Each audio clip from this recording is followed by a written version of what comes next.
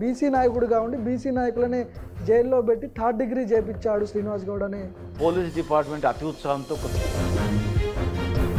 Contested MP Manne Srinivas రెడ్డికి మీరు లోక్సభ ఎన్నికల్లో సపోర్ట్ చేయలేదు, ఇది నిజమా కాదా? గెలిచినప్పుడేమో శ్రీనివాస్ గౌడ్ గెలిపియలేదు, ఓడిపోయినప్పుడేమో శ్రీనివాస్ గౌడ్ వాళ్ళు ఓడగొట్టింది. మీ ఓటమికి ఒక ప్రధానమైన గట్టి కారణం చెప్పగలుగుతారా? నాది ఒక్కటేంటంటే ప్రభుత్వం మేము చేసిన విధానాలలో మీ తమ్ముడు కూడా మీ ఓటమికి కారణం అనే చర్చ కూడా బలంగా వినిపిస్తూ ఉంది, నిజమనుకోవచ్చా? మా తమ్ముడు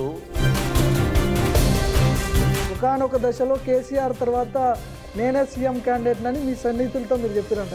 ఇది కూడా ఒక కుట్ర. శ్రీనివాస్ గౌడ్ ఎదగకుండా విద్యార్థి సంఘాలన్నీ తిరగబడతాయి, నన్ను ముట్టుకుంటే బ్లాస్ట్ చేస్తాడు అంటే వాళ్ళు కూడా భయపడేంత రేంజ్కి మీరు. నేను మొదటిసారే మంత్రి పదవి ఇస్తానన్నారు సారు. కొన్ని కారణాల వల్ల ఉద్యోగ సంఘం నాయకుడిగా ఉన్నప్పుడు శ్రీనివాస్ గౌడ్ హాస్టల్ వెళ్ళి ఇప్పుడు హాస్టల్ వెళ్ళి చర్చకు సిద్ధమా? శ్రీనాన్న బీజేపీలకు ఎప్పుడు పోతారు? నేను ఇంత క్లారిటీ చెప్పిన తర్వాత నేను ఇంత క్లారిటీగా. నమస్తే. రాష్ట్ర వ్యాప్తంగా ఒక బలమైన చర్చ జరుగుతూ ఉంది. బీజేపీలో బీఆర్ఎస్ విలీనం అంటూ కూడా పెద్ద ఎత్తున వార్తలు వస్తున్నాయి. సో ఈరోజు మనతో ఉన్న గెస్ట్ మాజీ మంత్రి శ్రీనివాస్ గౌడ్. నమస్తే సీనన్న. నమస్తే. ఏంటి పార్టీ పరిస్థితి ఏంది, ఎట్లా అనిపిస్తుంది ఈ ఈ చర్చ అంతా చూస్తుంటే? బీజేపీలోకి బీఆర్ఎస్ విలీనం, అసలు పార్టీ ఉంటుందా, ఏమైపోతుంది? అంటే అసలు ఎందుకు డౌట్ వస్తుంది మీడియా వాళ్ళకు నాకు అర్థం కావట్లేదు. ఏదన్నా ఒక్క సీటు కూడా గెలవకుండా అసెంబ్లీలో మొత్తం కాంగ్రెస్ గెలిచిందా? 39 సీట్లు గెలిచినాం, ప్రధాన ప్రతిపక్ష హోదా వచ్చింది, 10 సంవత్సరాలు అధికారంలో ఉన్నాం. అసలు ఈ పార్టీ పుట్టిందే తెలంగాణ రాష్ట్రం ఏర్పాటు కావడానికి పుట్టినటువంటి పార్టీ. మా నాయకుడు అన్ని పదవులు వదులుకొని తెలంగాణ రాష్ట్రమే నా ధ్యేయం అని చెప్పి ఒక ఎజెండా మీద బయటకు వచ్చినటువంటి నాయకుడు, నాయకత్వం వహిస్తున్నటువంటి పార్టీ ఇలా జాతీయ స్థాయిలో అంతర్జాతీయ స్థాయిలో కూడా తెలంగాణ గొప్ప పేరు తెచ్చినటువంటి పార్టీ. ఇలా ఒక్కసారి అధికారంలో పోగానే 10 సంవత్సరాలు మేము అధికారంలో ఉన్నాం కదా. గత 100 పైగా సీట్లు గెలుచుకున్నాం. అన్ని జిల్లా పరిషత్ చైర్మన్లు మొత్తం 100%, డీసీసీబీ చైర్మన్ 100%, 80% లోకల్ బాడీస్లో 89%. అందులో ఒక బలమైన శక్తిగా ఉండి ఒక్కసారి అధికారం పోయిన మాత్రాన ఇంకా బీజేపీలో కలుస్తుంది అని చెప్పడం అనేది ఆ వార్తలు మాకే ఆశ్చర్యం కలుగుతా ఉన్నాయి. స్వయాన ముఖ్యమంత్రి రేవంత్ రెడ్డి, పిసిసి అధ్యక్షుడు ఆయన ఢిల్లీలో కొంతమంది మీడియా మిత్రులతో మాట్లాడుతూ ఇట్లా సరదాగా బీజేపీలోకి బీఆర్ఎస్ విలీనం అవుతుంది, కవితను కాపాడుకోవాలి ఒక పక్క, కేసీఆర్ గవర్నర్గా, కేంద్ర మంత్రిగా కేటీఆర్, ఇటుపోతే హరీష్ రావు ఏమో ప్రతిపక్ష నేతగా ఉండబోతున్నాడు, ఇదంతా మ్యాచ్ ఫిక్సింగ్ అవుతుంది ఢిల్లీలో, అందుకనే హరీష్ రావు కేటీఆర్ ఢిల్లీలో మంతనాలు చేస్తున్నారనే ఒక బలమైన చర్చ కొనసాగుతున్నప్పటికీ రేవంత్ రెడ్డి ఆ చిట్చాట్లో ఆ మాటలకి ఇంకా ఆద్యం పోసినట్టుగా అనిపిస్తూ ఉంది ఇక్కడ. ఇప్పుడు మొన్న అనర్హత ఎమ్మెల్యేలు పార్టీ వదిలిపోయిన వాళ్ళపైన కేసు వేయడానికి ప్లస్ వాళ్ళ మీద న్యాయంగా ఏం చేద్దామనడానికి ఢిల్లీ పోవడం జరిగింది. హరీష్ రావు కేటీఆర్ గారితో పాటుగా నేను కూడా వెళ్ళడం జరిగింది. ఆ రోజు ఢిల్లీలో క్లియర్గా చెప్పినాం, మేము ఢిల్లీ ఎందుకు వచ్చిండ్రు వాళ్ళు, మేము కూడా ఉన్నాము, అంత ఉట్టి మాటలని చెప్పినాం.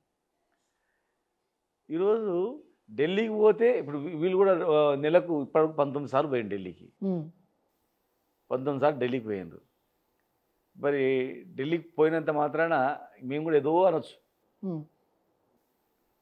ప్రతి పార్టీ కూడా ప్రతి సంబంధించిన వ్యక్తి ఢిల్లీ కేంద్రంకి, మన ఢిల్లీ అనేది మన దేశ రాజధాని, సుప్రీంకోర్టు ఉంది అక్కడ, రకరకాల ఆఫీసెస్ ఉన్నాయి, మాట్లాడడానికి వెళ్తారు. పోయినంత ఢిల్లీ పోతే బీజేపీతోనే అలయన్స్ వాళ్ళు పెట్టుకునేది ఉంటే పార్లమెంట్ ఎలక్షన్స్లో పెట్టి ఆంధ్రప్రదేశ్లో చంద్రబాబు నాయుడు గారు ఎట్లయితే గెలిచిండో అన్ని సీట్లు, ఇక్కడ కూడా మాకు ఒక 2-3 తప్ప మిగతా మొత్తం వచ్చే ఛాన్స్ ఉండే. ఇక్కడ పోవాలనుకుంటే పార్లమెంట్ ఎలక్షన్స్లో పోయేవాళ్ళం. పార్లమెంట్ ఎలక్షన్స్ అయిపోయిన తర్వాత ఇప్పుడు పోయి అలయన్స్ పెట్టుకొని లేకపోతే అందులో పోయి మనం విలీనం అయిపోతుందని చెప్పడం అనేది రేపు ఏముందని ఇప్పుడు విలీనం కావడానికి. కేసీఆర్ ప్రాంతీయ పార్టీని ఇంత బలంగా నిర్మించుకున్నాడు కదా, 10 ఏళ్ళు పాలించారు మీరే, ఎందుకు మీ పార్టీకి సంబంధించిన ఎమ్మెల్యేలు బీజేపీలోకో లేకపోతే కాంగ్రెస్లోకో పోతుంటే ఎందుకు ఆపలేకపోతున్నాడు?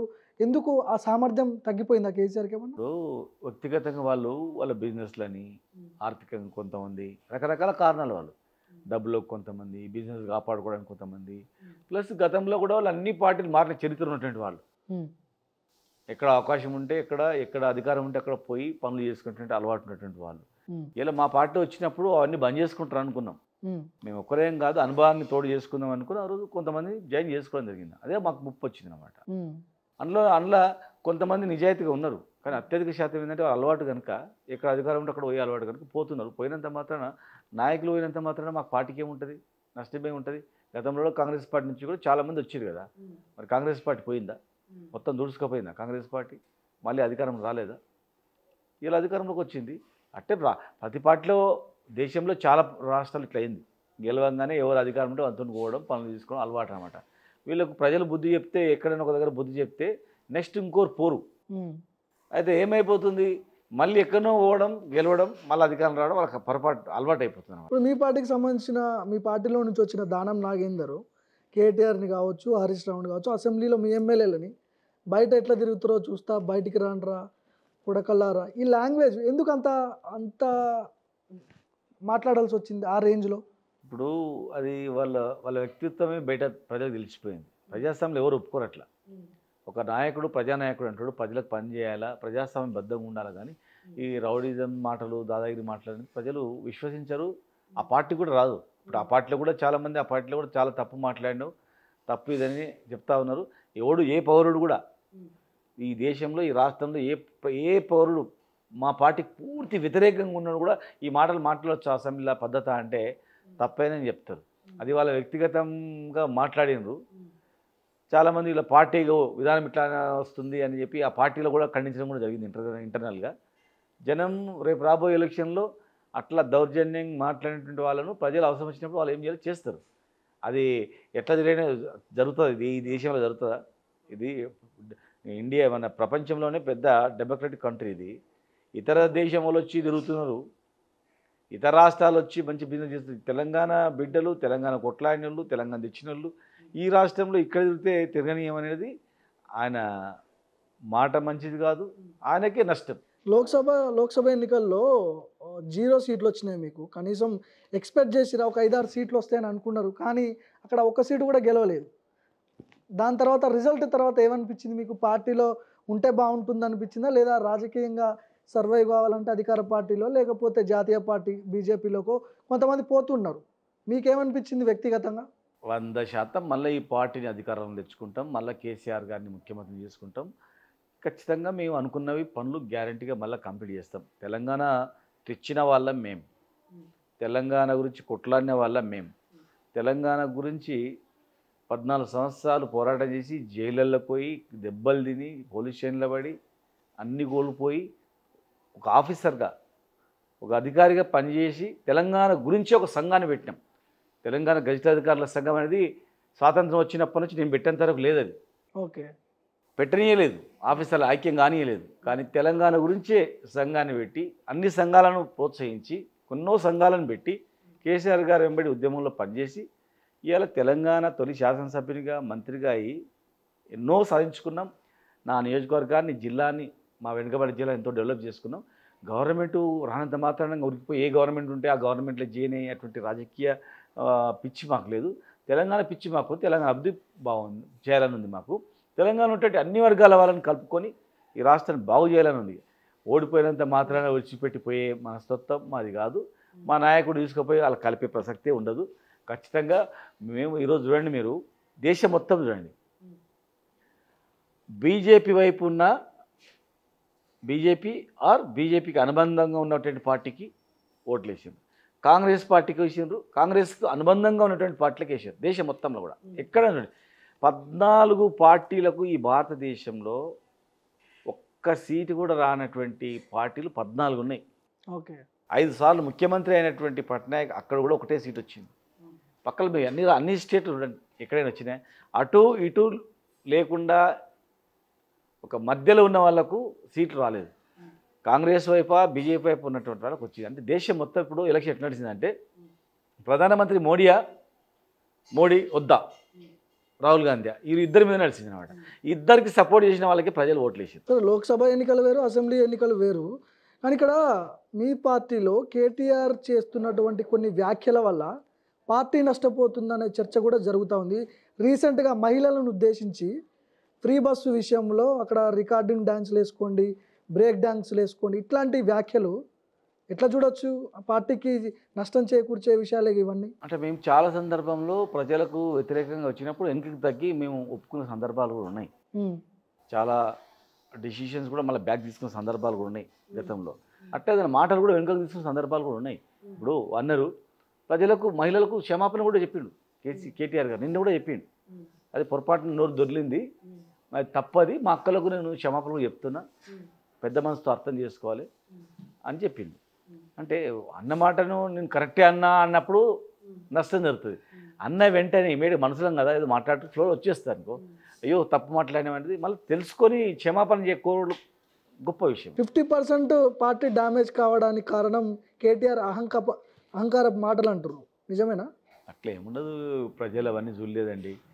ప్రజలు ఏం చూశారంటే కేసీఆర్ గారు ఈ ప్రభుత్వం 2000 ఇస్తుంది, మాకు 4000 ఇస్తుందంట.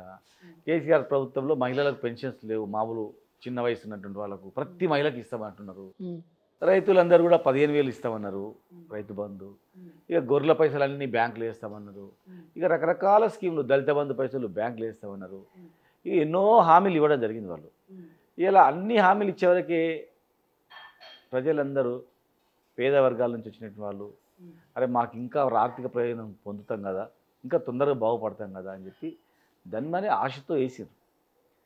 పెళ్లికి 1,00,000 రూపాయలు ఇస్తున్నాడు, తులం బంగారం ఇస్తామంటున్నారు.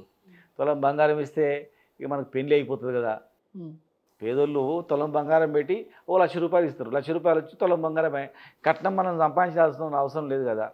75% పెళ్ళిళ్ళన్నీ కూడా పేదరికంలో చిన్న చిన్న కట్నాలతో పెళ్లి చేసుకుంటాం, పెళ్లి అయిపోతుంది కదా. ఒకసారి మహబూబ్ మీ నియోజకవర్గం గురించి మాట్లాడుకుందాం కొద్దిసేపు. మీరు బీసీ లీడర్గా చాలా బలంగా ఉన్నారు, బీఆర్ఎస్ హయాంలో మంత్రిగా పనిచేశారు, మీకు అనుభవం ఉంది. కానీ ఎందుకు మహబూబ్ నగర్ ప్రజలు ఇలాంటి తీర్పు ఎందుకు ఇచ్చారు? శ్రీనివాస్ గౌడ్ని ఎందుకు తిరస్కరించారు? నన్ను ఒక్కరినే కాదండి, ఈ రాష్ట్రంలో మీరు చూస్తున్నాం కదా చాలామందిని కూడా. ఇప్పుడు మేము 39 సీట్లు వచ్చినాయంటే 100 నుంచి 39కి పడిపోయినామంటే ఎంతమంది పడిపోయారు? అందరూ కూడా. మాకు ప్రధానంగా ఏమైందంటే ఒకటి హామీల గురించి ప్రజలు ఒక వర్గం మాకు మీరు కూడా ఇచ్చారు కదా హామీలు. మేము ఇచ్చినా కూడా మాకన్నా ఎక్కువ వాళ్ళు చెప్పారు కదా. ప్రతి మహిళకు మేము ఇస్తామనిలే, మేము ఫ్రీ బస్ అని చెప్పలే, మేము ప్రతి మహిళకు పెన్షన్ ఇస్తామనిలే, మేము గ్యాస్ సిలిండరు మేము ఫ్రీ ఇస్తామని చెప్పలే, రైతు బంధు ఇంకా ఇంత పెంచుతామని మేము చెప్పలే. అట్లా ఈ వర్గాల వాళ్ళు అట్లా పోయిండ్రు. తర్వాత దళిత బంధు రాని వాళ్ళు మాకు రాలేదు కదా అని వాళ్ళు కోపం పెట్టుకున్నారు. అరే గిరిజన బంధు మాకు ఇవ్వలేదని గిరిజనులు కోపం పెట్టుకున్నారు. ఉద్యోగస్తులు మేము పీఆర్సీ అత్యధిక జీతం భత్యాలు ఇచ్చినా కూడా కొత్త పీఆర్సీలో మాకు 5% ఐఆర్ ఇచ్చిండ్రు, మాకు కరెక్ట్ క్లారిటీ చేయలేదు అనేది ఎంప్లాయీస్ కోపం వచ్చింది, ఉద్యోగస్తుల కోపం వచ్చింది, స్కీమ్ల వల్ల కొంతమంది కోపం వచ్చింది, గిరిజనుల కోపం వచ్చింది, కొంతమందికి అరే మాకు గిరిజన బంధు ఇవ్వలేదని, దళితులలో దళిత బంధు రాని వాళ్ళకు మాకు ఇంకా రాలేదు వాళ్ళ కోపం వచ్చేసింది. అట్లా ఒక క్యాస్ట్ వైజ్గా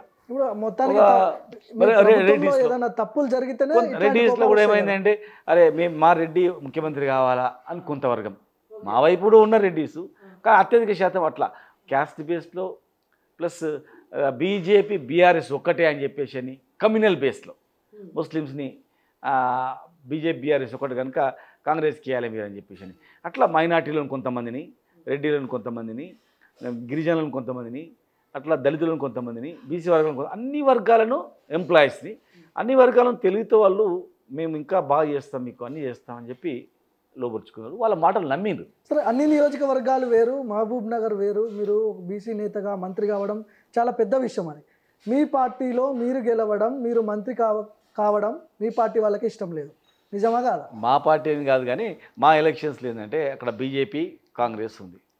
బీజేపీ కాంగ్రెస్ ఇద్దరు కూడా 3 రోజుల ముందు మనం ఇద్దరం కొట్లాడితే శ్రీనివాస్ గౌడ్ గెలుస్తాడు, శ్రీనివాస్ గౌడ్ గెలవద్దు, ఒక బీసీ వర్గాల వ్యక్తి అసలు గెలవద్దు అని చెప్పి అక్కడ ఉన్నటువంటి ఇద్దరు. మీరు దేశంలో ఎవరైనా బీజేపీ కాంగ్రెస్ ఒకటవుతుందండి చెప్పండి? జాతీయ పార్టీలు బద్ధశత్రువులే కదా ఇప్పుడు. మరి బద్ధశత్రువులు ఒక సిద్ధాంతాలను పక్కకు పెట్టి నేను ఒక బీసీ నాయకునే కావచ్చు, కానీ ఓసీలకు కూడా నేను న్యాయం చేసిన, ఓసీ వర్గాలకు కూడా కడుపులో పెట్టుకున్నా, పేద ఓసీలకు రాజకీయంగా ఆర్థికంగా ఎన్నో ఉపయోగపడ్డా, హాస్పిటల్ పడితే బతికించుకున్నా. నా దగ్గర ఉన్నంత సహాయము ఓసీలకు కూడా చేసిన. ఒక బీసీ నాయకుడు బీసీలకు ఏం చేయలేదు. కానీ రాజకీయ పరంగా ఏమైందంటే రాజకీయ నాయకులకు మాత్రం మేమే ఉండాలనేటువంటి అహంకారం కొంతమందిలో ఉంటుంది. అక్కడక్కడ గెలిస్తే ఆ రెడ్డి గెలవాలా లేకపోతే ఈ రెడ్డి గెలవాలి, అట్లా మాత్రం ఈయన గెలవద్దు, అంతే. అదే టార్గెట్. వాళ్ళకి ఏం అన్యాయం చేయలేదు. పార్టీలు కాదు, వ్యక్తులు కాదు, పార్టీ గీటి లేదు, ఓన్లీ శ్రీనివాస్ గౌడ్ బీసీ గెలవద్దు అని చెప్పి అట్లా ఆ కుట్రలో నన్ను కోపం పెట్టుకొని రకరకాల ప్రచారాలు చేసి రకరకాలుగా బయట పుకార్లు పుట్టించి రాజకీయంగా దెబ్బతీయాలని చెప్పి చేసిన పన్నాగం ఆ ఇద్దరు పార్టీలో ఆ ఇద్దరు నాయకులు చేసింది తప్ప ప్రజలు చేసింది కాదు. ప్రజలు తొందరగా అట్రాక్ట్ అయింది. ఆ టైంలో ఏంటంటే వాళ్ళు చెప్పిన మాటలు నమ్మిండ్రు, ఇద్దరు ఐక్యమైన కూడా గ్రహించలేకపోయినరు. తేరుకున్న లోపల ఎలక్షన్ అయిపోయింది అనమాట. ఇప్పుడు అరే అట్టెట్లా కలుస్తారు, ఇద్దరు కలిసి ఒక బీసీని ఎట్లా ఓడగొడతారు, ఒక బీసీ నాయకుడు ఉండొద్దా, మొత్తం వాళ్ళే ఉంటే రేపు కొంతమంది ఓసీలో ఉన్నట్టు మేధావులు కూడా ఇట్లా చేస్తే రేపు మళ్ళీ ఏదో ఉద్యమాలు వస్తాయి. వేరే తెలంగాణలో ఉద్యమాలు కొత్త కాదు. మళ్ళీ అరే మనమే వీళ్ళే పరిపాలించాలా, హైయెస్ట్ ఓటర్స్ ఉన్న మేము మమ్మల్ని అక్కడక్కడ ఎదిగిన వాళ్ళని కూడా వీళ్ళు ఎదగనియారా? అక్కడక్కడ ఎదిగిన వాళ్ళని కూడా జనాభా ప్రాతిపదిక చూస్తే ఒక 10% కూడా కాదు వాళ్ళు చేసింది. ఓట్లేమో 60%, మరి పదవులు వచ్చిందేమో 10% కూడా కాదు. వచ్చిన 10%లో కూడా వీళ్ళని కచ్చగట్టి ఓడిస్తారా? ఇదేం పద్ధతి అనేది బీసీ వర్గాల్లో వచ్చింది. ఓసీ వర్గాల్లో కూడా మేధావులు ఇది తప్పు, ఇట్లా చేస్తే మరో ఉద్యమం వస్తుంది, అప్పుడు మరి వాళ్ళ ఓట్లు వాళ్ళు వేసుకుంటే మనం ఎక్కడ పోతాం, ఇది మంచి పద్ధతి కాదని కూడా వచ్చింది. ఇప్పుడు మిమ్మల్ని బ్లేమ్ చేయడంలో మాత్రం వాళ్ళు సక్సెస్ అయ్యారు. 100% కదా. శ్రీనివాస్ గౌడ్ మీద భూ కబ్జా ఆరోపణలు చేసిర్రు, వాస్తవం కదా? 100% భూ కబ్జా ఆరోపణలు, రౌడీజం చేస్తాడని, సగం మహబూబ్ నగర్ మొత్తం కబ్జా పెట్టిండని పెద్ద ఎత్తున ప్రచారాలు చేశారు. అసలు మామూలు ప్రచారం కాదు, పొగరాదంటారు కదా, మామూలు ప్రచారం కాదు. మేము నవ్వుకొని మేము అది ఎవరు నమ్ముతలేని వదిలిపెట్టి, కానీ కొద్దిగా ఎక్కడో కొద్దిగా నిజం ఉండొచ్చుగా. ఉంటే ఇప్పటి వరకు కూడా మేము ఏం చెప్పినామంటే ఆఫ్టర్ ఎలక్షన్స్ ప్రెస్ మీట్ పెట్టి మీరు ఇన్ని పుకార్లు లేపారు కదా, 1000 ఎకరాలు 100 ఎకరాలు అని. మేమేమనుకున్నాం, ఎవరు నమ్ముతాడా, ఇవాళ రేపు ఒక అన్నదమ్ములు భూమి పంచుకొని ఒక ఫీట్ కాడ కొట్లాడుకొని నెత్తులు వలగొట్టుకుంటారు. కాలువ పంచాయతీ ఉంటుంది, గట్టు పంచాయతీ ఉంటుంది, ఎవడైనా కబ్జా చేసి తోకుంటాడా? గవర్నమెంట్ ల్యాండ్ కబ్జా చేస్తే అటు ఎప్పుడైనా గుంజుకోవచ్చు, కేసు కూడా పెట్టవచ్చు. మా గవర్నమెంట్ ఎప్పుడు 50 ఏళ్ళు ఏమి ఉండం కదా, అది సాధ్యపడదు. ధరని వచ్చిన తర్వాత కూడా చెప్పినాం. అది పుకార్లు చూసుకుంటూ పోయిండు. ఎలక్షన్ తర్వాత ఆ పుకార్లు కూడా కారణం అని చెప్పి ప్రెస్లో చెప్పినాం. మీ ప్రభుత్వం ఉంది కదా, 100 ఎకరాలు 1000 ఎకరాలు అన్నారు కదా, నిరూపించండి. శాశ్వతంగా రాజకీయాలు వదిలిపెట్టే పోతాం. మేము రాజకీయాల్లో మీకు చాలా ఇబ్బంది అవుతుంది కదా, ఇంకా నిరూపిస్తే మేమే వెళ్ళిపోతాం. పడిపోయి మీరే రాజ్యం వెళ్ళుకోరు, మీరే మొత్తం ఉన్నది, సర్పంచులు ముఖ్యమంత్రులు మొత్తం మీరే ఉన్నది, మేము ఊగా ఏదో ఊడ్చుకుంటా తీసుకుంటా పని చేసుకుంటుంటాం, మీరే రాజ్యం వెళ్ళుకోండి పోయి నిరూపించారని చెప్పినాం. ఎక్కడ లేదు అక్కడ. ఇప్పుడు మీ మీద గతంలో హత్యాయత్నం జరిగిందని మీరు చెప్పిర్రు. గతంలో హత్యాయత్నం జరిగింది, మీకు మీ బీసీ నాయకుడిగా ఉండి బీసీ నాయకులని జైల్లో పెట్టి 3rd డిగ్రీ చేపించాడు శ్రీనివాస్ గౌడ్ అని. అది పోలీస్ డిపార్ట్మెంట్ అతి ఉత్సాహంతో చేసింది వాస్తవం. అది అంటే మీ అది అత్యాత్యం లేదు, అది అంత అట్లేం అనిపించలేదు మాకు కూడా. చెప్పండి చేయరు కదా, మాకు అనిపించలేదు. ఇట్లా ఏదో అనుమానం వచ్చిందని ఆ డిపార్ట్మెంట్ నుంచే కొంతమంది చెప్పడం, డిపార్ట్మెంట్ వాళ్ళే చెప్పడమే. డిపార్ట్మెంట్ వాళ్ళే ఇట్లా ఏదో ఇబ్బంది ఉంటుంది సార్ ఈ జిల్లాల బీసీ నాయకులు అంటే కొంత పడదు, వాళ్ళతోనే ఏమైనా ఏపిస్తుండొచ్చు, అట్లా చేస్తుండొచ్చు అని వాళ్ళే కొంత ఇన్ఫర్మేషన్ ఇవ్వడం, వాళ్ళే కేసు పెట్టడం, నేనే ఇన్వాల్వ్మెంట్ అయ్యి తప్పు అని కూడా చెప్పింది. మీ మీద హత్యాయత్నానికి ప్రయత్నించిన వారెవరు? తప్పది, అది వాళ్ళ ప్రయత్నం లేదు, గేత్నం లేదు, హత్యాయత్నం జరగలేదు. అది నాకు నమ్మకము, వాస్తవంగా చెప్తున్నా. అది పోలీసు వాళ్ళు అతి ఉత్సాహంతో ఎక్కువ చేసారు. నేను డైరెక్ట్గా ఇన్వాల్వ్మెంట్ అయ్యి కూడా చెప్పిన, అట్లా జరగదు, అది తప్పది, దానివల్ల రాజకీయంగా నాకు నష్టం అవుతుంది, ఇది రాజకీయంగా నాకు నష్టం రావాలని కుట్ర చేస్తారు కొంతమంది. నాకు ఇట్లాంటివి చేసి నా మీద దొబ్బి నన్ను పూర్తిగా శాశ్వతంగా రాజకీయంలో ఇబ్బంది పెట్టాలి, ఒక పెద్ద ప్లాన్ అని చెప్పిన. మీరు కూడా సెక్యూరిటీ పెంచాలి వాళ్ళు ఇచ్చేసి మీరు అప్పుడు మాట్లాడారు? లేదు, నేను ఎప్పుడు అంచలే, వాళ్ళే ఇచ్చారు, నేను అడగలే. నేను మంత్రిగా ఉన్నప్పుడు ఉన్న సెక్యూరిటీ నాకు ఫుల్ ఉంది, కొత్తగా ఎందుకు నాకు అవసరం లేదు, వాళ్ళే ఇచ్చిండ్రు. పోలీస్ డిపార్ట్మెంటే జరుగుతున్నప్పుడు నేను చెప్పిన, ఇది నా మీద ఒక ముద్ర వేయడానికి ఏదో సృష్టించి చిన్నది గోరంతను కొండంతలు చేయడానికి చేసి నాకు ఇబ్బంది పెట్టే ప్లాన్ జరుగుతుంది అని చెప్పి ముఖ్యమంత్రి గారు కూడా డైరెక్ట్ చెప్పినారు. సార్ ఇది పెద్ద ప్లాన్ జరుగుతుంది సార్, వద్దు సార్, నాకు అటువంటి వద్దు. వాళ్ళని కూడా ఏదో ఏదో చేయాలని ప్లాన్ చేస్తున్నారు, కొట్టాలని ఇంకా రకరకాల ప్లాన్ చేస్తే వద్దు సార్, అది నాకు అసలు వద్దు. నేను కామన్ అంటే ఉంటా కానీ ఇట్లా వద్దు సార్, నాకు ఏదో ప్లాన్ ఉంది సార్, అది రాజకీయంగా కుట్ర ఉంది సార్ అని చెప్పిన. చెప్పిన తర్వాతనే ఇమ్మీడియట్గా వాళ్ళకు పోలీసు వాళ్ళని సరెండర్ చేసింది, అయింది అట్లా. దాని నా ప్రమేయం లేదు. కంటెస్టెడ్ ఎంపీ మన్నె శ్రీనివాస్ రెడ్డికి మీరు లోక్సభ ఎన్నికల్లో సపోర్ట్ చేయలేదు, ఇది నిజమా కాదా? ఇంకా గెలిచినప్పుడు ఎవరు గెలిపించారు? గెలిచినప్పుడేమో శ్రీనివాస్ గౌడ్ గెలిపించలేదు, ఓడిపోయినప్పుడేమో శ్రీనివాస్ గౌడ్ వాళ్ళు ఓడగొట్టిరు. అది ఉట్టి మాటలు కదా. ఎందుకు మా పార్టీ టికెట్ ఇచ్చి నిలబెట్టుకొని దేశవ్యాప్తంగా మొత్తం ఒక సీటు అన్ని గెలిచి మామూలు గెలలేదనుకో, మీరు ఆ మాట అంటే అర్థం ఉంది. దేశం మొత్తము మోడీ గారా లేకపోతే రాహుల్ గాంధీ గారా అనే దాని మీద నడిచింది. దానిలో ఆయన ఓడిపోతే నా మీద వేస్తే ఎట్లా? ఆయన మరి లాస్ట్ గెలిపించిందే నేను కదా, ఆయనని గెలిపించిందే నేను, ఇద్దరు ఎమ్మెల్సీలను యునానిమస్గా గెలిపించిందే నేను, జిల్లా పరిషత్ చైర్మన్లను గెలిపించడంలో ప్రముఖ పాత్ర పోషించింది నేను, లోకల్ బాడీ ఎలక్షన్స్లో, ప్లస్ జిల్లా అభివృద్ధిలో, ఇరిగేషన్ ప్రాజెక్టులలో, రకరకాల రిజర్వాయర్లలో, జిల్లాలో అనేక రంగాల అభివృద్ధిలో నా భాగస్వామ్యం, ఇండస్ట్రీస్ రావడంలో, జిల్లా అభివృద్ధిలో నా భాగస్వామ్యం ప్రధానంగా ఉంది కదా. మీ ఓటమికి ఒక ప్రధానమైన గట్టి కారణం చెప్పగలుగుతారా? నా ఓటమి నేను ఇందుకే ఓడిపోయినా, వీళ్ళ వల్లనే ఓడిపోయినా.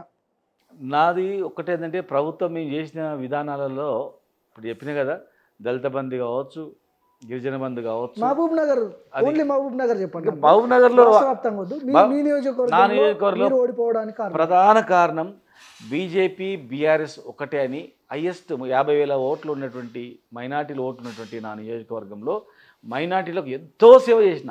120 కోట్లతో మైనార్టీ స్కూల్ కట్టిస్తున్నా, హజ్ కట్టించిన, దర్గాలు, పేదవాళ్లకు ఇమాం మౌజంలకు ఇండ్లు ఇచ్చిన, పేదవాళ్లకు హాస్పిటల్ చూపించిన, ఆ వర్గాల వాళ్ళు ఉస్మానియా గాంధీ హాస్పిటల్లో పోయి చనిపోతున్నారని చెప్పి పెద్ద మళ్ళీ 1000 పడకల అదనంగా 1000 పడకలు ఉండగా మళ్ళీ అదనంగా 1000 పడక హాస్పిటల్ కట్టిస్తున్నా. పేదవాళ్ళకి అందరికీ చిన్నగా ఫుట్పాత్ వాళ్ళకు కూడా షాప్స్ వేయించి ఫ్రీగా దుకాణాలు ఇప్పించిన, చాలా చేసిన. ఇండ్లు 4-5 వేల ఇండ్లు కట్టించి వాళ్ళకి పేదవర్గాలకు ఇచ్చిన, మైనార్టీలు కూడా ఇచ్చిన. కానీ వాళ్ళకి ఏమైపోయిందంటే ఇమ్మీడియట్గా బీజేపీ బీఆర్ఎస్ అని, బీజేపీ బీ టీమ్ బీఆర్ఎస్ అని చెప్పి అసత్య ప్రచారం చేయడం వల్ల వాళ్ళు తొందరపడి చాలామంది మైనార్టీలు మాకు వేయలే. 50,000 ఓట్లలో హైయెస్ట్ ఓట్లు కాంగ్రెస్కి పోతే నాకు 8,000-9,000 వస్తే గెలిచేవాడిని నేను. 9,000 ఓట్లు వస్తే నేను ఆ వర్గానికి 10 ఏళ్ళు కష్టపడి ఆ వర్గాలను ఆర్థికంగా, సామాజికంగా, రాజకీయ పరంగా కూడా DCB chairman minority, market chairman minority, కౌన్సిలర్స్కి అత్యధికంగా ఇప్పించిన. ఇంత రాజకీయంగా వాళ్ళని ఎదగాలి, ఆర్థికంగా ఎదగాలి, వాళ్ళ బిజినెస్లు డెవలప్ కావాలని ఎంత ప్రయత్నం చేసి చదువుకొని మార్పు రావాలని చెప్పి ఎంత ప్రయత్నం చేసినా చివరికి ఏమైందంటే వారం రోజుల ముందర మైనార్టీలకు పోయి బీజేపీకి బీ టీమ్ బీఆర్ఎస్ అని చెప్పడం వలన తొందరపడ్డరు. వాళ్ళు తెలుసుకునే లోపలనే కొంపలు మునిగిపోయినట్లే. ఎలక్షన్ అయిపోగానే సోషల్ మీడియాలో కొన్ని వార్తలు వచ్చినాయి మీ గురించి. ముఖ్యంగా శ్రీనివాస్ గౌడ్ మంత్రిగా ఉన్నప్పుడు వాళ్ళ బ్రదరు శ్రీకాంత్ గౌడ్, మీ బ్రదర్ పేరు గట్టిగా వినపడ్డది అక్కడ. అన్న మంత్రి పదవిని అడ్డం పెట్టుకుని ఆ రాచకాలు చేసిండు, మహబూబ్ నగర్ మొత్తం భూ కబ్జాలు పెట్టిండు, ఇలాంటివన్నీ ఒక పెద్ద ఎత్తున చర్చ వచ్చింది. మీ తమ్ముడు కూడా మీ ఓటమికి కారణం అనే చర్చ కూడా బలంగా వినిపిస్తూ ఉంది. నిజం అనుకోవచ్చా? ఎట్లా? తప్పు, 100% తప్పు. మా తమ్ముడు నాకు అండగా, ఇప్పుడు కుటుంబంలో ఎవరెవరు పని చేయాలి కదండి, పని చేయకుండా ఉండడానికి, ఒంటరి చేయడానికి, అట్లా పని చేయకుండా ఉండడానికి ఒక కారణం చూపించారు. అప్పుడు అరాచకం ఎక్కడ లేదు, అతను అరాచకం చేసిన ప్రసక్తే లేదు, ఉట్టిదే. ఇప్పుడు ఈరోజు ఏం అరాచకాలు అవుతున్నాయి మరి? మంత్రులు వాళ్ళు భార్యాభర్తలు ఎమ్మెల్యేలు ఉండొచ్చు, మంత్రి ఉండొచ్చు, అన్నదమ్ములు ఎంపీలు ఎమ్మెల్యేలు ఉండొచ్చు. ఒక్కొక్క కుటుంబంలో ముగ్గురు నలుగురు అనేక పదవులు ఉన్నారు. వీళ్ళు ఒక శ్రీనివాస్ గౌడ్ తమ్ముడు ఏం పదవి లేదు, ఒక చైర్మన్ లేడు, కౌన్సిలర్ కాడు. అన్నకు అండగా ఏదైనా పని చేయడానికి ఉంటే కూడా ఆయన మీద కూడా ఆరోపణలు చేసి ఆయన కారణం అంటే ఎంతవరకు చెప్పండి? ఇప్పుడు ఎగ్జాంపుల్ ఉదాహరణకు మాట్లాడుకుందాం. ఇప్పుడు తిరుపతి రెడ్డి, కొండల రెడ్డి మీద కొన్ని ఆరోపణలు చేస్తున్నారు మీ పార్టీ నాయకులే. ఆయనకు సంబంధించిన తిరుపతి రెడ్డి కంపెనీకి పలానా 1000 కోట్లు బడ్జెట్ ఇచ్చిండు, కాంట్రాక్ట్ ఇచ్చారని మీ పార్టీకి సంబంధించిన నాయకులు కొంతమంది చెప్తున్నారు, ముఖ్యమంత్రి కాబట్టి. అదే పీరియడ్లో మీ అధికారంలో ఉన్నప్పుడు మీరు మంత్రిగా ఉన్నారు. సో మిమ్మల్ని అడ్డం పెట్టుకొని చేసి ఉండొచ్చు కదా. ఇప్పుడు మేము అధికారం లేము కదా, ఏం అరాచకం చేస్తే ఉన్నప్పుడైతే జరిగిందని ఇప్పుడు చూపించవచ్చు కదా. ఇప్పుడు మీ తమ్ముడు అరాచకం చేసి 100 కోట్లు సంపాదించి 1000 కోట్లు సంపాదించి ఏమున్నాయి అక్కడ? ఆయన దగ్గర ఇప్పుడు ఏం డబ్బులు లేవు, ఆస్తులు కనపడాలి కదా. ఇప్పుడు నీ భూమి గుంజుకుంటే వచ్చి ఇగో నా భూమి గుంజుకుంటే చెప్పాలి కదా. ఏమున్నాయి అసలు చేసింది ఎంత, అసలు జరిగింది ఎంత తెలియాలి కదా జనానికి కూడా. ఇవాళ ఏం జరుగుతుంది, 8 నెలల్లో ఏం జరుగుతుంది రాష్ట్రంలో, ఎవరెవరు తమ్ముళ్ళు ఏమేమి చేస్తారు, ఎవరెవరు అన్నలు ఏమేమి చేస్తారు, ఎవరెవరు బంధువులు బావలు బామ్మడులు ఏమేమి చేస్తారు, ఎవరెవరు బంధువులు ఏమేమి ఇది చేసిన. నేను ఏదైనా నా బంధువులని చెప్పొచ్చు కదా, మీ దగ్గర డేటా ఉంటాయి, మాకు కూడా చెప్పొచ్చు కదా, ప్రేక్షకులు అందరు చూస్తారు. ఉన్నారు చాలా ప్రజలకే తెలుసు. అధికార పార్టీ వాళ్ళు ఉన్నారు. అధికార పార్టీలో ఏం జరుగుతుంది, ఏ కాన్స్టిట్యూన్సీలో ఏం జరుగుతుంది, అధికార పార్టీలో ఉన్నటువంటి ఎమ్మెల్యేలు మంత్రులు అన్నదమ్ములు ఏం చేస్తున్నారు, వాళ్ళ తమ్ముళ్ళు ఏం చేస్తున్నారు, బావలు బామాడులు ఏం చేస్తున్నారు, ఒక్క ఇంట్లో ఎంతమంది ఎమ్మెల్యేలు ఉన్నారు, ఒక్క ఇంట్లో ఎంతమంది ఎంపీలు ఉన్నారు, కుటుంబంలో ఎంతమంది రాజకీయంగా కుటుంబమే వారసత్వంగా ఎంతమంది పనిచేస్తున్నారు ప్రజలు గమనిస్తలేదా. మేము 24 గంటలు మేము ప్రజలకు అందుబాటులో ఉండి హాస్పిటల్లో పడ్డాడంటే హాస్పిటల్లో చూపించడము, తిండి లేదంటే తిండి పెట్టేయడము, కరోనా వచ్చిందంటే మా కుటుంబం మొత్తం కరోనాలో పనిచేసుకుంటా భోజనాలు పెట్టించుకుంటా సేవ చేసుకుంటా మేము ఉన్నాం. మేము ఎక్కడ కూడా మా కుటుంబం వాళ్ళు ఇన్వాల్వ్మెంట్ అయ్యి బెదిరించి చేసుకుని ఏం లేదు. అక్కడ చిన్న చిన్న పనులు చేయడం తప్ప వేరేం లేదు. ఒక మనిషిని అప్రతిష్ట పాలు చేయాలంటే ఒక భాగం, అప్రతిష్ట పాలు చేయాలని ఏంటంటే ఒక క్యారెక్టర్ని దెబ్బతీయడానికి ప్రజలలో ఏంటంటే ఇట్లా కబ్జాలు చేస్తున్నాడు అని ఒకడు ఏకంగా 1000 ఎకరాలు కబ్జాలు చేసి నేను అదే చెప్తున్నా. 1000 ఎకరాలు ఇప్పుడు 1000 ఎకరాలు చేస్తే ఈ గవర్నమెంట్ వదిలిపెడుతుందా? 1000 ఎకరాలు బయట బండారం బయట పడదా? 1000 ఎకరాలు మాటలా? 1000 ఎకరాలు ఇడిచిపెట్టు, ఎకరాలు ఇంచు జాగానే అన్నదమ్ములు ఇడిచిపెట్టినప్పుడు ఎవడు వదిలిపెడతాడండి? అంటే కష్టపడి ఒక మంచిగా బతకొద్దు, మనం సంపాదించినటువంటి ఆస్తులు జనం కనపడొద్దు, మేమే ఆస్తులు సంపాదించుకోవాలి, మేమే మంచిగా ఉండాలి. వీళ్ళేంద్రా వీళ్ళు మంచి కార్యాలు తిరగడము, ఇట్లా మంచిగా కావడము, పేరు తెచ్చుకోవడము, ఆ పేరు తెచ్చుకోవడం కూడా ఎవరు లేకపోయారు. ఒక ఉద్యోగ సంఘం నాయకుడిగా ఉన్న శ్రీనివాస్ గౌడ్ ఎమ్మెల్యే అయిండు, మంత్రి అయిండు. ఒకానొక దశలో కేసీఆర్ తర్వాత నేనే సీఎం క్యాండిడేట్ అని మీ సన్నిహితులతో మీరు చెప్పారంట, నిజమా? గట్టుంటుందా? గది కూడా ఏదంటే మన చర్చ జరిగిందా లేదా మీరు చెప్పండి, మీ దృష్టికి వచ్చిందా? వచ్చింది. మీ అదే రోజు చెప్పిన, ఇగో ఇది కూడా ఒక కుట్ర, శ్రీనివాస్ కూడా ఎదగకుండా కేసీఆర్ గారు కోపం రావాలంటే ఏం చేయాలి, సార్ ఇట్లా అన్నాడని చెప్పి. అంటే రకరకాల వాళ్ళు ఏం పని చేయరు, ఈ కుట్రలు కుతంత్రాలతోనే నడిపించారు మమ్మల్ని ఓడగొట్టడానికి. ప్రతి ఒక్కటి ఎన్ని ఉంటే అన్ని పుకాలు ఉట్టి మీరు అనలేదా? నిజంగా అనలేదా? ఎందుకంటే తప్పే ఉంది అనొచ్చు కదా. ఇప్పుడు రెడ్లు రావులే పరిపాలించాలా, బీసీలకి రాజ్యాధికారం అవసరం లేదంటారా? ఆయన తెలంగాణ తెచ్చిండు, తెలంగాణ ముఖ్యమంత్రి అయిండు. ఆయన ముఖ్యమంత్రి అయినందుకే నేను మంత్రి అయినా. ఆయన నీడన బతకాలే, నేను 10 మందికి బతికించాలి అనేటువంటి నా నినాదం తప్ప చెట్టును కొమ్మని నరుకునే వ్యక్తిత్వం కాదు మాది. ఆయన బతుకున్నంత కాలం ఆయన ఆశయాలకు అనుగుణంగానే ఆయనతో పాటు ఉంటామని చెప్పినాం. పార్టీలు మారే ప్రసక్తే లేదని కూడా చెప్పినాం, ఆ రోజు కూడా చెప్పినాం. ఆయన బాటలో మేము నడుస్తాం, కేసీఆర్ గారు బాటలో నడుస్తాం. ఆయన ముఖ్యమంత్రి, నేను ముఖ్యమంత్రి, ఏమన్నా నవ్వుతాడు అట్లా అవుతుందా? అంటే ఒకనొక దశలో శ్రీనివాస్ గౌడ్ శాఖలలో కావచ్చు, మహబూబ్ నగర్లో కావచ్చు, ఏలు పెట్టాలంటే కేసీఆర్ కూడా ఆలోచించే వాళ్ళంట. ఏముంటే ఏలు పెట్టడానికి ఉద్యోగ సంఘాలన్నీ తిరగబడతాయి, ఈయనను ముట్టుకుంటే బ్లాస్ట్ చేస్తాడు అంటే వాళ్ళు కూడా భయపడేంత రేంజ్కి మీరు.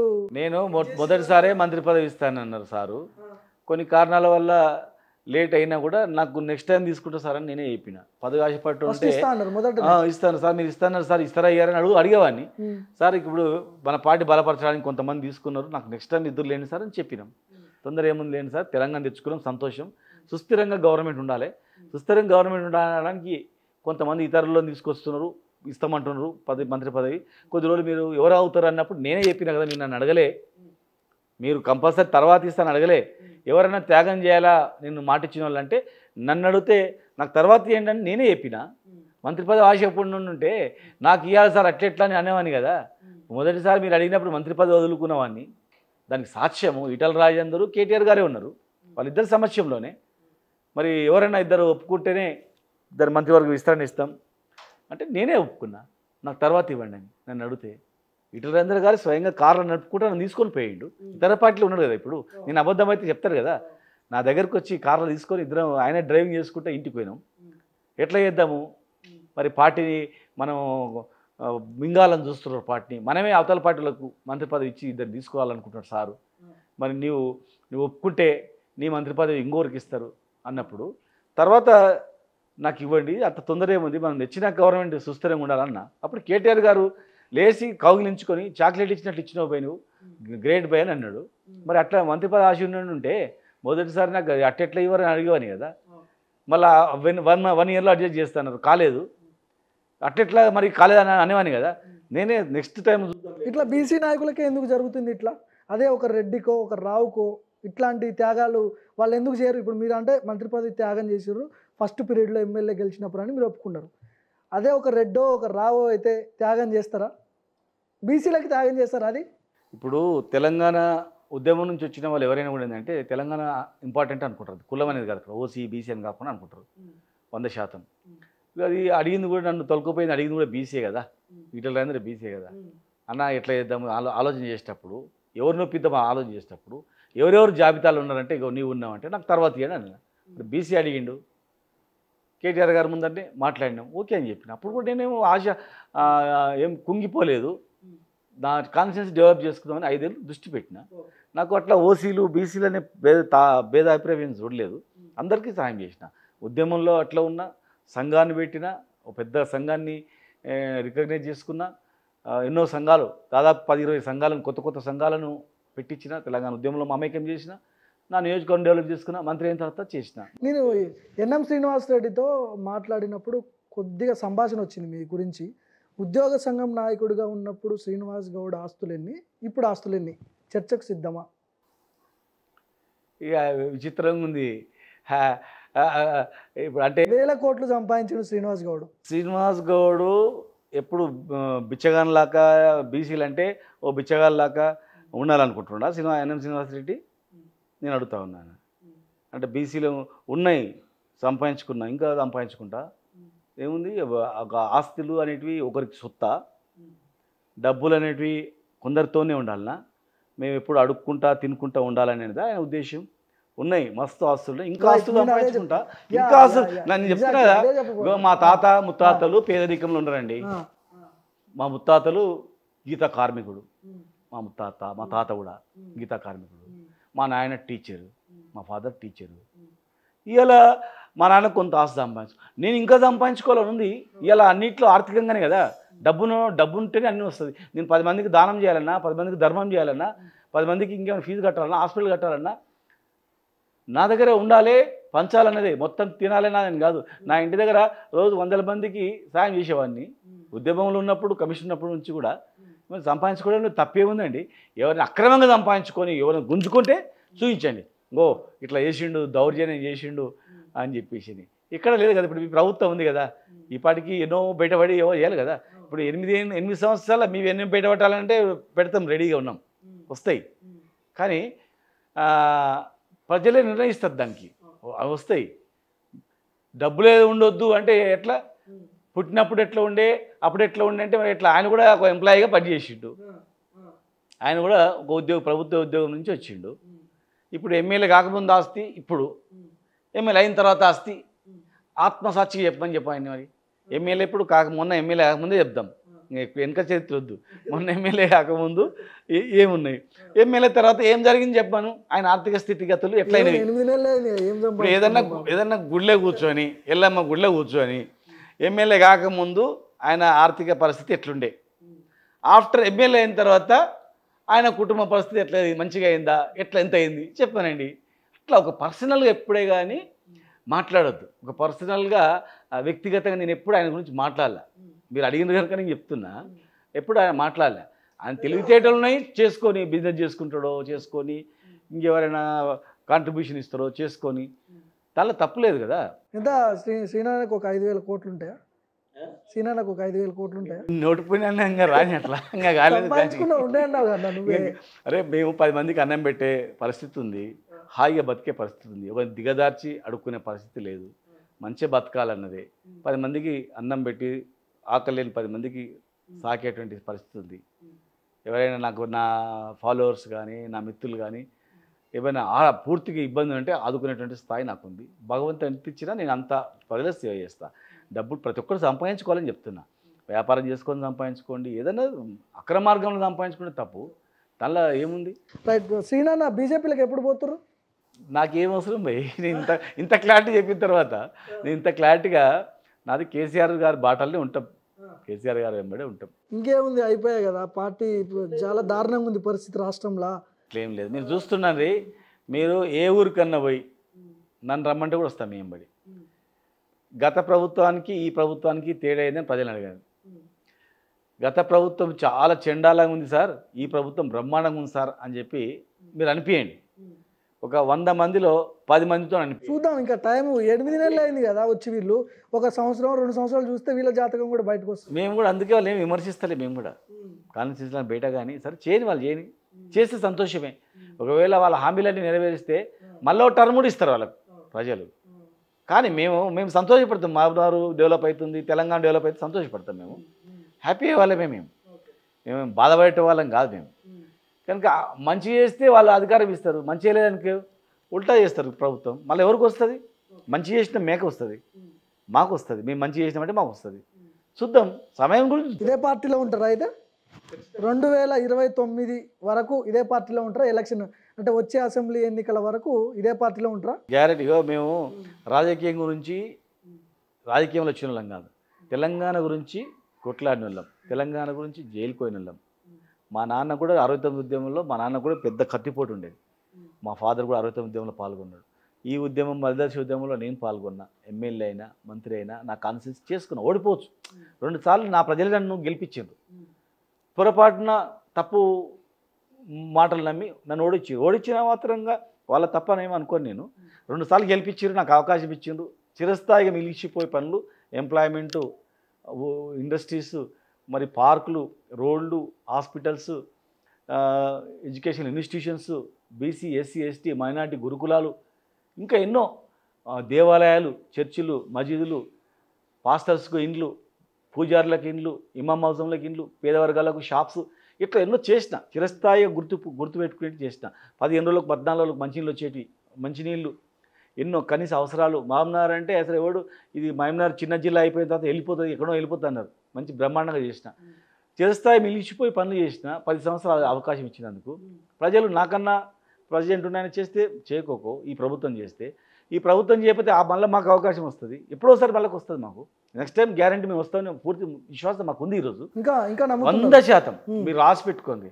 నెక్స్ట్ టైం ఒకవేళ అధికారంలో మేము లేకపోతే ఇక మేము రాజకీయంలో తప్పుకుంటాం, మొత్తం రాలిపో వాళ్ళకి చేసుకోండి. అధికారంలో రాకపోతే గ్యారంటీ. మీరు అందరా, మీరు ఒక్కలేనా, మీ పార్టీలో ఉన్న నాయకులు అందరా? ఎట్లా పార్టీని లేక పార్టీ నాయకులు అంటే ఎవరు చెప్పలేము. మా పార్టీ అధికారంలో వస్తాం, నేను అధికారంలో ఉంటా. గ్యారంటీగా మా ప్రజలు మా వెంట ఉంటారు. 100% నియోజకవర్గాన్ని డెవలప్ చేసుకుంటాం. కాన్స్టిట్యూన్సీ కాదు, జిల్లాను ప్లస్ రాష్ట్రంలో కూడా మా పాత్ర ఉంటుంది. రాష్ట్ర సాధనలో మా పాత్ర ఉంది. రాష్ట్రం వచ్చినందుకు కేసీఆర్ పిలుపు మేరకు రాజకీయాల్లో వచ్చిన, రాజకీయంలో ఓడిపోయినంత మాత్రాన ఏదో అయిపోయిందని కాదు. గెలిచిన 10 ఏళ్ళు మంచి చేసుకున్నాం, ప్రజలకు సేవలు అందించినాం. కరోనా సమయంలో ఓటు రాలే, పాలకరేణి కూడా రాలే. మరి ఎన్ఎన్ శ్రీనివాసరెడ్డి గారు ఒకసారి ఎమ్మెల్యే చేసిండు కదా, భవిష్యత్తులో ఎమ్మెల్యే కూడా నిలబడాలని అనుకున్నాడు కదా. ఆయన 2 ఏళ్లలో కరోనాలో వచ్చి ఏమన్నా పలకరించి ఏమన్నా సాయం చేసిపోయింటే అడగండి. నన్ను వ్యక్తిగతంగా శ్రీనివాస్ గౌడ్ ఆస్తులు ఎంత అని అన్నాడు అని చెప్తున్నా కదా. ఇంతవరకు కూడా నేను వ్యక్తిగతంగా ఎప్పుడు మాట్లాడలేదు. ఆయన మాట్లాడినందుకు నేను అడుగుతున్నా. మరి నువ్వు 2 ఏళ్ళు 10 ఏళ్ళు నిలబడాలి ఎమ్మెల్యే అనుకున్నప్పుడు 2.5 ఏళ్ళు కరోనాలో ఎక్కడ పోయారు? మరి నేను చేసిన మంచి పనులు ఏవి కనపడలేదా? నా ఆస్తులే కనపడ్డా? నా ఆస్తులు నీకు కనిపించినాయి తప్ప నా మంచి పనులు ఒక్కటి కనపడలేదా? చెప్పండి. తప్పది. వారు చదువుకున్న విద్యావంతుడై ఉండి అట్లా నన్ను వ్యక్తిగతంగా మాట్లాడడం వారు తప్పది. మీరేమో బీజేపీ కాంగ్రెస్ నాయకులు ములాఖత్ అయిన నోడగొట్టరని మీరు అంటున్నారు, కానీ మీ పార్టీలో కీలక నాయకులు ఈ 2 జాతీయ పార్టీలు ముగ్గురు కలిసి ఓడగొట్టరని నేను అంటున్నా. నమ్ముతారా? నేను అట్లేం నమ్మను. ఆ పార్టీలో నన్ను ఎందుకు ఓడగొడతారు? మా పార్టీలో అంటే బీసీ లీడర్ కదా, మా పార్టీలో మంత్రి పదవి ఇవ్వాల్సి వస్తుంది 3ోసారి 2ోసారి. అట్లన్నప్పుడు ఒకసారి మళ్ళీ గెలిస్తే మళ్ళీ మంత్రి పదవి అడుగుతాడు, నేను ఇబ్బంది అవుతుంది. మంత్రిగా ఉండి మా పార్టీలో ఉన్న వాళ్ళకు రాజకీయంగా నేనేమైనా ఓడించిన అనుకో, ఇప్పుడు 2 ఎమ్మెల్సీ ఎలక్షన్స్ అయినాయి, 2 ఓసీలే, 2 రెడ్డిలే. ఒకవేళ 2 రెడ్డిలల్లో ఒకరిని ఓడించిన అనుకో, అప్పుడు నా మీద చూసిన ఆయన ఒక రెడ్డిని ఓడగొట్టిండు అనుకోవాలి. కానీ ఏ కష్టం లేకుండా సునాయాసంగా యునానిమస్ చేసి వాళ్ళ చేతులు పెట్టిన. నాకన్నా ముందు ఒక ఎమ్మెల్సీ మా పార్టీని ఓడిపోయాడు. నేను మంత్రి అయిన తర్వాత 2 ఎమ్మెల్సీ నేను యునానిమస్ చేసిన, ఒప్పించి గెలిపించుకున్నా. అన్ని జిల్లా పరిషత్ చైర్మన్ గెలిపించుకున్నా. మరి మహబూబ్నగర్ జిల్లా పరిషత్ చైర్మన్ కూడా సన్నా సుధాకర్ రెడ్డి. ఆమెను నేను వ్యతిరేకించలే, ఆమెను గెలిపించుకున్నాం. రాజకీయంగా మా పార్టీలో ఉన్న వాళ్ళను నేను గెలవకుండా, పార్టీ నిర్ణయిస్తే గెలవకుండా నేను ఓడగొడితే ఎంపీ పార్లమెంట్ సభ్యుడు కూడా అప్పుడు ఎవరు తెలుస్తుంది ఆయన మన్న శ్రీనివాస్ రెడ్డి ఎవరికి తెలియదు ఆయన. మరి నేను మంత్రిగా ఉండి నా చేతికి పట్టించిండ్రు, గెలుచుకొని రావాలి నీ బాధ్యత అని అన్నాడు మా ముఖ్యమంత్రి గారు. ఆయన చేయి వదిలిపెట్టకుండా పోలింగ్ వరకు ఎంబడి పెట్టుకొని గెలిపించుకున్నాను ఓకే ఆయనకు. మరి ఆయన అప్పుడు ఓడగొట్టింటే అరే శ్రీనివాస్ గౌడ్ రెడ్డిని ఓడగొడతారా అనుకుంటున్నాను. నేను అట్లేం లేదు, పార్టీ నిర్ణయం ప్రకారం కట్టుబడి ఒక నిబద్ధత గల కార్యకర్తగా నేను పనిచేసిన. ఓసీలకు టికెట్ ఇచ్చిన, బీసీలకు టికెట్ ఇచ్చిన, అన్ని వర్గాలకు ఏమి ఇచ్చినా నేను చేసుకున్నా. మా పార్టీ వాళ్ళు అట్లా చేస్తారని నేను అనుకోను, అట్లా చేయరు. అట్లా మీకు ఏమైనా ఆధారాలు ఉంటే చూపిస్తే. రాజకీయ నాయకులపై ఎప్పుడు ఆధారాలు అవసరం లేదు, ఎవిడెన్స్ ఆరోపణలు ఉంటే సరిపోతుంది. ఎందుకంటే ఆ ఎవిడెన్స్ ఎవరు చూపించలేరు. అట్లా ఉండదు. ఇంకా ఎవడైనా అట్లా చేస్తే వాని గుంత వాడు దోక్కున్నట్లే. ఎవడైనా అక్కడ ఉండి ఇక్కడ ఒక పార్టీలో ఉండి ఒక పార్టీలో నాయకుని ఓడగొట్టాలని ఎవడైతే ప్లాన్ చేస్తాడో 100% వాని గుంత వాడు దోక్కున్నట్లే. ఎవడైనా కానీ ఒక బీసీ, ఓసీ, ఎస్సీ, ఎస్టీ అని కాదు, ఎవరే కానీ. పార్టీ అనేది కన్న తల్లి లాంటిది. ఏ పార్టీలో ఉంటే ఆ పార్టీకి గెలవాలి, ఆ పార్టీ అధికారం ఉంటే మనకు గౌరవం ఉంటుంది అనుకోవాలి. మంత్రి పదవులు అనేది సామాజికంగా ఉన్నటువంటి దాన్ని బట్టి వస్తుంది. ఒక బీసీకి, ఓసీకి అట్లా చూసి ఇస్తారు ఆ రకంగా. నన్ను చూడడానికి ఒక ఉద్యమకారునిగా ఉంది. ఒక మీరు బీసీ నాయకుడిగా ఉన్నారు, మీరు అధికారంలో ఉన్నప్పుడు మంత్రిగా ఉన్నప్పుడు బీసీలకు ఏం చేసిర్రు, గౌండ్లకు ఏం చేసిర్రు, మీ తరపు నుంచి ఏం చేసిర్రు? నేను చేసింది 70 ఏళ్ళలో చేసింది ఎవరు చేయలే. ఎక్సైజ్ శాఖ మంత్రిగా ఉండి నేను గౌడ్లకు 10 సంవత్సరాలకు లైసెన్స్ ఫీజు రెన్యువల్ లేకుండా ఇప్పించినాం, లైసెన్స్ రద్దు చేయించినాం. వైన్ షాప్లలో దేశంలో ఎక్కడ లేవు, వైన్ షాప్లలో రిజర్వేషన్ ఇప్పించాను 15%. మళ్ళీ ఇప్పుడు గెలిస్తే మళ్ళీ 30% ఇప్పిస్తాను చెప్పి మాట ఇచ్చిన. బార్ అండ్ రెస్టారెంట్లలో నీరా పాలసీ తీసుకొచ్చిన. మా దైవమైనటువంటి సర్వాయి పాపన్న జయంతి విగ్రహాలను, ఉత్సవాలను అధికారికంగా జరపడానికి జీవో ఇప్పించిన. ట్యాంక్ బండ్ పైన విగ్రహం పెట్టడానికి జీవో ఇప్పించిన, నిధులు ఇప్పించిన. 500 కోట్ల విలువైనటువంటి భూమి బీసీ వర్గాలందరికీ, బడుగు బలహీన వర్గాలందరికీ కూడా కోట్ల విలువైనటువంటి భూమిని ఆత్మగౌరవ భవనాలకు ఇచ్చుకున్నాం మేము టోటల్గా. ప్లస్ కళ్ళు అనేది, నీరు అనేది ఒక పవిత్రమైందని చెప్పి చాటి చెప్పినాం. గౌరవంగా ఉండేటట్లు చేసినాం, ఎక్కడ దాడులు లేకుండా చేసినాం. ప్రతి పేద కులం, ఏ కులం వచ్చినా ఆ కులాన్ని ఆదరించడం, ఆ కులానికి సంబంధించినటువంటివన్నీ చేసినాం. ఐక్యమత్యం చేయడానికి ఫెడరేషన్లు ఏర్పాటు చేయించడం, ట్రస్టులు ఏర్పాటు చేయించడం అన్ని కులాలకు. అట్లా ప్రతి చేసినాం. ఇప్పుడు ఒక నెగిటివ్ కోణంలో చూస్తే నెగిటివ్ అనిపిస్తుంది, పాజిటివ్ కోణంలో చూస్తే పాజిటివ్ అనిపిస్తుంది. సో ఏదో మనసులో పెట్టుకొని ద్వేషం పెట్టుకొని మాట్లాడితే ఏం చేస్తుంది చెప్పు, ఏం చేయలేం. కనుక అవన్నీ తప్పు. ఖచ్చితంగా కూడా నా చేతనంత నేను చేసినా రేపు మళ్ళా వస్తాం. మిగిలిపోయినవి ఏమైనా ఉంటే, లేదు ఇప్పుడు ఏమైనా తప్పులు చేసినవి ఉంటే కూడా ఆ తప్పులు సరిదిద్దుకొని మనిషి అంటూ చేయొచ్చు. ఒకవేళ మేము చేసినవి అది తప్పు చేసినాం, మనం 10 yearsలో కొందరు విస్మరించినాం, కొందరికి అన్యాయం జరిగింది, కొందరు తప్పు జరిగిందంటే కూడా దాన్ని సరి చేసుకొని భవిష్యత్తులో అలాంటివి జరగకుండా మళ్ళీ రాజకీయంగా ఎదిగి పని చేయాలనే ఉంది, మాకు సర్వీస్ చేయాలని ఉంది, సేవ చేయాలని ఉంది తప్ప లేదా అట్లాంటిది ఏం లేదు. రైట్, థ్యాంక్ యూ అన్న, నమస్తే, థ్యాంక్ యూ. సో ఇది మాజీ మంత్రి శ్రీనివాస్ గౌడ్ గారితో స్పెషల్ ఇంటర్వ్యూ.